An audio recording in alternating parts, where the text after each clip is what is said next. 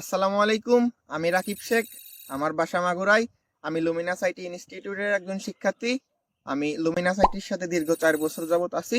আমি Luminous IT থেকে course করে 2 বছরে টোটাল 14.5 লক্ষ টাকার বেশি ইনকাম করেছি এবং আমি ইন্টারন্যাশনাল মার্কেট প্লেস ফাইবারের বর্তমানে লেভেল 2-তে অবস্থান করছি।